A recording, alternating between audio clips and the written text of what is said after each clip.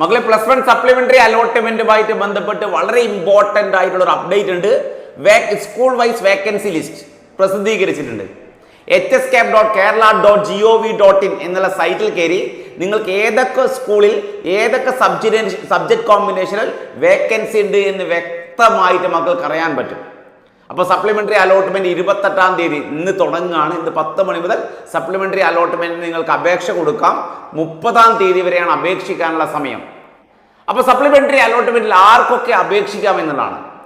ഇപ്പോൾ മുഖ്യ അലോട്ട്മെന്റിൽ കിട്ടാത്തവർക്ക് first അലോട്ട്മെന്റിലോ second അലോട്ട്മെന്റിലോ third അലോട്ട്മെന്റിലോ നിങ്ങൾക്ക് അഡ്മിഷൻ കിട്ടിയിട്ടില്ല എങ്കിൽ നിങ്ങൾക്ക് സപ്ലിമെന്ററി അലോട്ട്മെന്റിൽ അപേക്ഷിക്കാവുന്നതാണ്. നിങ്ങൾ കാൻഡിഡേറ്റ് ലോഗിൻ ക്രിയേറ്റ് ചെയ്യേണ്ട ആവശ്യമില്ല.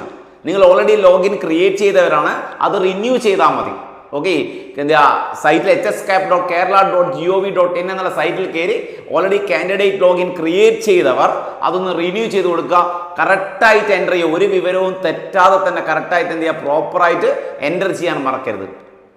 രണ്ടാമത് അപേക്ഷിക്കാൻ പറ്റുന്നവരെന്ന് പറഞ്ഞാൽ നിങ്ങൾ കൊടുത്ത മുഖ്യ അലോട്ട്മെന്റിൽ നിങ്ങൾ പാർട്ടിസിപ്പേറ്റ് ചെയ്തു, നിങ്ങൾക്ക് അഡ്മിഷനും കിട്ടി. പക്ഷേ നിങ്ങൾ കൊടുത്ത ഏതോ ഒരു വിവരം തെറ്റായതുകൊണ്ട് നിങ്ങൾക്ക് അഡ്മിഷൻ നിഷേധിക്കപ്പെട്ടിട്ടുണ്ടെങ്കിൽ നിങ്ങൾക്ക് സപ്ലിമെന്ററി അലോട്ട്മെന്റിൽ എന്ത് ചെയ്യാം, അപേക്ഷിക്കാം.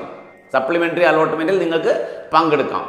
ഓക്കെ, ഇനി അപേക്ഷിക്കാൻ പറ്റാത്തവരെ പറ്റിയാണ് നമ്മൾ പറയുന്നത്. അപേക്ഷിക്കാൻ പറ്റാത്തവർ മുഖ്യ അലോട്ട്മെന്റിൽ നിങ്ങൾ പാർട്ടിസിപ്പേറ്റ് ചെയ്യും, നിങ്ങൾക്ക് അഡ്മിഷൻ കിട്ടി, പക്ഷേ നിങ്ങൾ എന്ത് ചെയ്യുക, അഡ്മിഷൻ എടുത്തില്ല. മുഖ്യ അലോട്ട്മെന്റിൽ നിങ്ങൾക്ക് അഡ്മിഷൻ കിട്ടി, പക്ഷേ നിങ്ങൾക്ക് എന്ത് ചെയ്യുക, അഡ്മിഷൻ എടുത്തിട്ടില്ല എങ്കിൽ നിങ്ങൾക്ക് സപ്ലിമെന്ററി അലോട്ട്മെന്റിൽ പാർട്ടിസിപ്പേറ്റ് ചെയ്യാൻ പറ്റില്ല.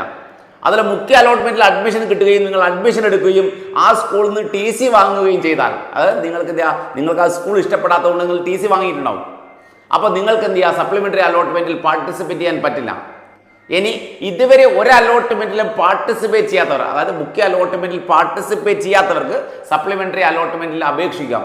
ഇവർ മുഖ്യ അലോട്ട്മെന്റിൽ പാർട്ടിസിപ്പേറ്റ് ചെയ്യാത്തവർ അപേക്ഷിക്കുന്ന സമയത്ത് ശ്രദ്ധിക്കേണ്ട ഒരു കാര്യം എന്ന് പറഞ്ഞാൽ നിങ്ങൾ പുതുതായിട്ട് കാൻഡിഡേറ്റ് ലോഗിൻ ക്രിയേറ്റ് ചെയ്യണം.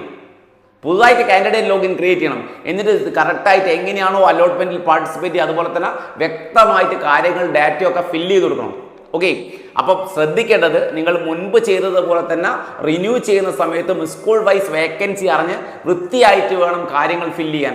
ഒന്നുപോലും തെറ്റിപ്പോയരുത്. അതുപോലെ കൺഫേം ചെയ്യാൻ, കംപ്ലീറ്റ് ഫില്ല് ചെയ്തതിനു ശേഷം ആപ്ലിക്കേഷൻ കൺഫേം ചെയ്യാൻ മറന്നു പോകരുത്.